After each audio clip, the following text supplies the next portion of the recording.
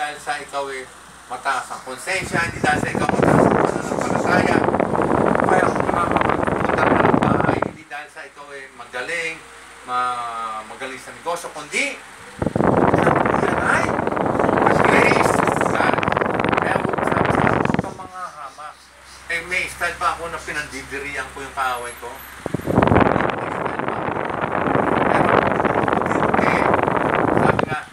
Little by little, in every day, Jesus is changing. He's changing me. My best and say, hindi naman po yung biglaan. Hindi naman yung tayong damit na ilalagay sa washing machine kinabukasan dry na at saka malinis. Hindi po ganon. At lagi po ang tinitingnan ni Lord ay, pag tayo nananalangin ay, yung heart natin. Okay? Yung kalinisan ng puso. Okay? Hindi, pag meron tayo nakita mga kasalanan, huwag na natin kutsain pa, hindi naman totoo yan. Kahit siya nahihirapan din sa struggle niya. Okay? Kaya, ang unang milagro, ay hindi yung makita natin si brother na meron na habang nananalangin biglang tumataas sa ulap. Hindi po yun. Ang tunay na, ang unang milagro ay makapagpatawad tayo. Okay? Baka yun ang mawala. Ngayon, kung hindi natin mapuntahan dahil baka mamaya may toyo at tayo masaksak o kung ano man, mahampas, ipanalangin natin. Okay? Hindi naman ibig sabihin papatawad ay pupunta ka na ilalagay mo yung sarili mo sa kapahamakan. Hindi po. Hindi po philosophy si Lord. Okay? Ang kinakailangan ay tayo po ay may sincero. Ano po? Kahit ako smiling face sa gitna ng problema, kailangan yung kilos natin sincere. Ano po? So, di ka lang, akalaan nyo yung pinatawad kong yun, nakatulong pa siya para makaklose ako ng deal na 5 million, 3 years ago, nakatulong pa siya. Tinulungan pa niya ako. Okay? Bagamat kumisa, pag nakikita kami, sumasagi pa rin yung aming matagal na alitan, hindi ko na binabaliwala ko niyo.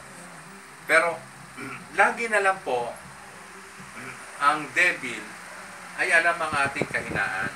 Master na master niya.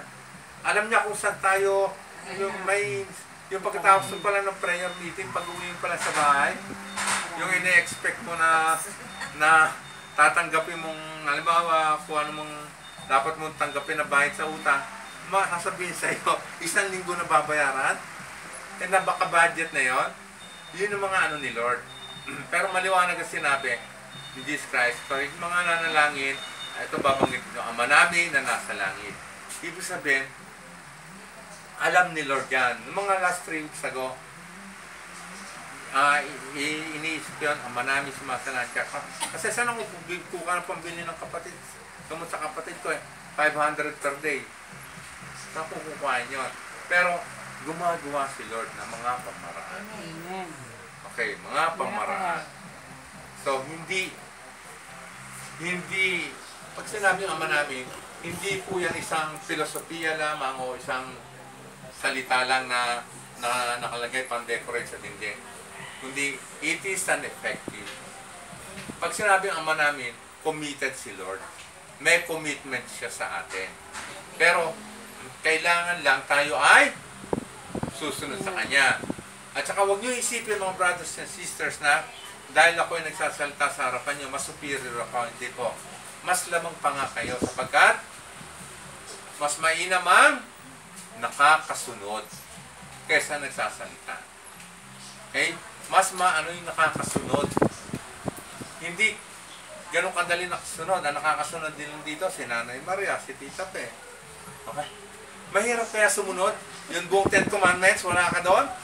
Kahit isang lahat nasunod. Hindi po ganun kadali yun. Bawat isa po sa atin na merong mga struggle. Okay? At saka, kahit mali, ang kagandahan lang po kala Tita Lucy, at sa inyo po, brother, sa lahat ng mga katabi na simbahan, kayo pa yung porsigido sumisimba. Eh samantalang yung ibang mga katabi, hindi pa rin nakakasimba, no? Hahanapin pa nila yung simbahan na mahalalaki, na ano. Hindi po, kasi ang power ng Holy Spirit dyan sa chapel na yan, ay katulad din ng power ni Lord na nasa Baclaran, na nasa Quiapo. Pare-pareho ang powers niya. Basilica. Oo. Makikita mo si Tita Pe, parang nag-iisa na pupunta dyan sa chapel, nag-iisa. Oh, very good. At na malakas yung kanyang fighting, pag wala ng fighting spirit, fighting pilit na eh. Pinipilit na eh, hindi na spirit yun eh. So, diba? Buti na, si Brother Nomer, biglang nabuhay kayo. Kasi isipin mo naman, tabi mo na ng simbahan, dyan ang chapel, wala ka ng pamasahe. Totoo naman yun. Ang gagawin mo na lang, yung gamit mo the best, gagamitin mo. Malaking biyaya po sa inyo yung mag-asawa at pamilya. Di ba nga? Ang sabi ni Lord, nung siya maliit pa, nung siya dinala ni Mama Mary, sabi, dapat ako ay laging nasa templo, ginagawa ang kagustuhan ng aking ama. Di po ba? Yun, laging nasa templo. Ano po? Ibig sabihin po nun ay nagpupurit, nagpapasalamat si Lord. Kaya, saludo ko sa inyong mag-asawa, lagi kayo na simbahan. Kaya po, lagi niyo po yun. Hindi, at least, si Tita pa, hindi na ngayon mag-isa. Mag-isa lang siya doon, kundi si Brother Talod. Okay? So, lahat po yan ang ginagawa natin na merong kapalit na blessing. Hindi po yan mawawala ng saysay. Okay? So, upo na po tayo lahat. Upo lang. Relax lang po kayo. Itungo nyo ang puso't isip. Itungo nyo ang inyong mga ulo. Tangalan ng mga nanak ng Spirit Santo. Panginoon, nalalaman po ang karumihan ng aking puso't isipan na kung tutusin eh, wala akong karapatan tumayo sa harapan ng aking mga kapatid. Subalit sa pamagitan ng grasya at awa, naway walang uuwing bigo sa aking mga kapatid na nagbigay ng pangunlak ng oras sa iyo. Lalo-lalo na ang pamilyang may-ari ng tahanan ito.